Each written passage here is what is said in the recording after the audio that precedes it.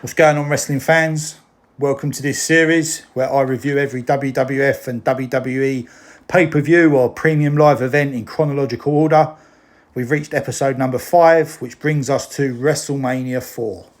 So WrestleMania 4 took place on March the 27th, 1988 from the Trump Plaza Casino and Hotel in Atlantic City, New Jersey. The estimated attendance for the event was 19,199, which drew a 6.5 buy rate on pay-per-view.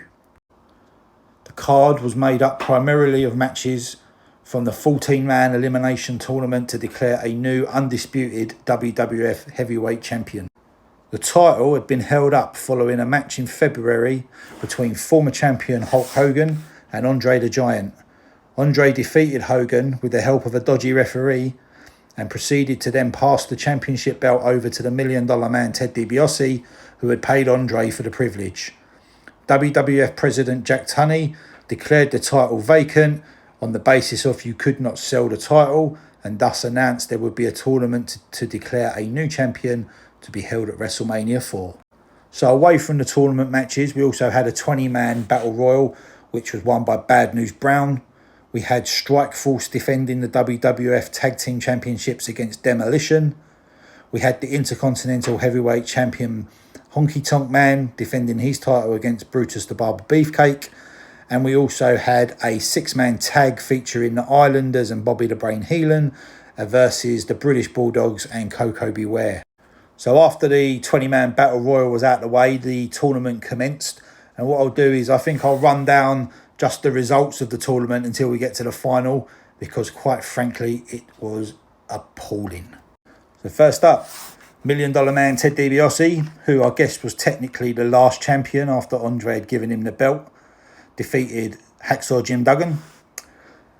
Don Morocco, who was accompanied to the ring by superstar Billy Graham, defeated Dino Bravo by disqualification. Greg the Hammer Valentine with Jimmy Hart defeated Ricky the Dragon Steamboat. Amazingly, Steamboat had fallen from that fantastically epic Intercontinental title win versus Savage at WrestleMania 3 to being knocked out in the first round of a tournament by Greg Valentine 1 year later. Next up, we had Macho Man Randy Savage with Miss Elizabeth beating Butch Reed, who was accompanied by Slick. The one-man gang, again with Slick, defeated Bam Bam Bigelow, who was accompanied by Oliver Humperdinck, and that was by count-out. And then the final match of the first round saw a time limit draw of all things between Jake the Snake Roberts and Ravishing Rick Rude. So the second round started with arguably probably the biggest match on the card, where Hogan and Andre had yet another rematch from their WrestleMania 3 encounter. Both had been given buys through the first round.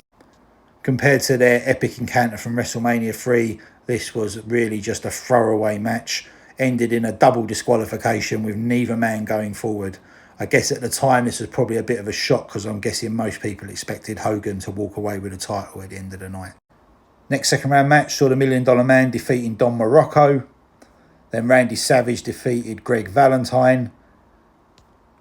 And it's worth pointing out that the one-man gang received a bye through to the semi-finals based on the fact that Rude and Roberts had both been eliminated through a time limit draw. So semi-finals, just the one semi-final. Randy Savage defeating the one-man gang. The $1 Million Man also got a bye through to the final due to the double disqualification of Andre and Hogan. And so we'll leave the final till a bit later. So the first non-tournament singles match of the night was the Ultimate Warrior versus Hercules. This is pretty much as you'd expect.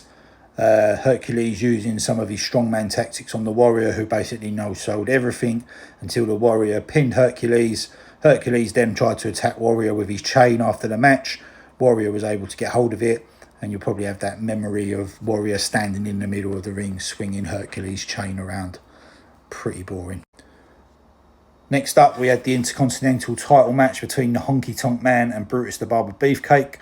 Honky was on his way to becoming, at the time, the longest reigning Intercontinental Champion, and was just a few months away from losing that title to the Ultimate Warrior at SummerSlam 88. Pretty much what you'd expect from a WWF match of the 80s. Lots of atomic drops and sleeper holds. Anyway, Brutus the Barber Beefcake won the match after Jimmy Hart hit the referee with his megaphone. Obviously didn't win the title though. After the match, Brutus put Honky to sleep with a sleeper hold and then proceeded to cut off Jimmy Hart's hair.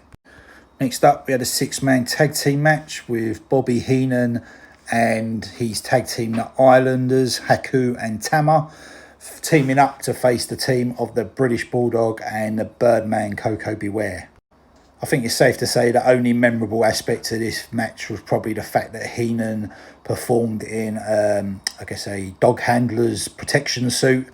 The storyline being that the Bulldogs mascot Matilda, in Heenan's eyes, was a vicious man-eater, and he was protecting himself from that. Anyway, the match went as you'd expected, back and forward, lots of high-impact manoeuvres and high-flying from Koko, but ended when Heenan pinned Koko after the Islanders dropped him on top of him. So maybe a surprise not seeing the faces walk out victorious, but nonetheless we get to see Heenan in a dog suit.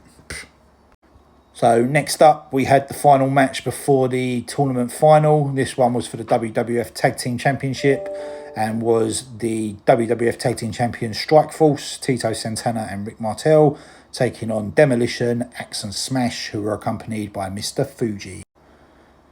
This match ultimately ended with new WWF Tag Team Champions Demolition walking away with the belts after Mr. Fuji interfered and smashed Martel with his cane, knocking him out, allowing them to make the pin. The Strikeforce would go on for a little bit longer before they would break up, with Martel becoming heel and taking on the model character, and then he and Tito would essentially feud on and off for the rest of all time. So eventually, after what seemed like 24 hours but was in reality about 4, we finally reached the final match of the night, and the match to declare a new WWF Undisputed Heavyweight Champion. The final match of the tournament between the Macho Man Randy Savage and the $1 Million Man Ted DiBiase. DiBiase was accompanied to the ring by Virgil and Andre the Giant. Miss Elizabeth was able to bring Hogan out to be the backup for Macho Man. Again, pretty much a decent match, really. Probably the best match of the night between Savage and DiBiase, as you'd expect from two great performers. But ultimately, the result was decided by interference as Andre and Virgil tried to interfere, followed by Hogan. Hogan hitting DiBiase with a chair, allowing Savage to climb to the top rope and hit the massive elbow for the win. Hogan then obviously took most of the limelight, as you'd expect, by celebrating with Savage and Elizabeth at the final bell. So all in all, I remember thinking as a child watching this that it was a pretty decent event. I think I might have been swayed by the fact it was on 2 video cassettes. Again, like with a lot of these old WWF pay-per-views, watching it back now, it's just boring, most of it. But what this did lead into eventually would be the Mega Powers versus the Mega Bucks tag team match at our next episode, which will be SummerSlam 88. And then obviously the Mega Powers exploding at WrestleMania 5. Hope you enjoy, and we'll see you for episode 6.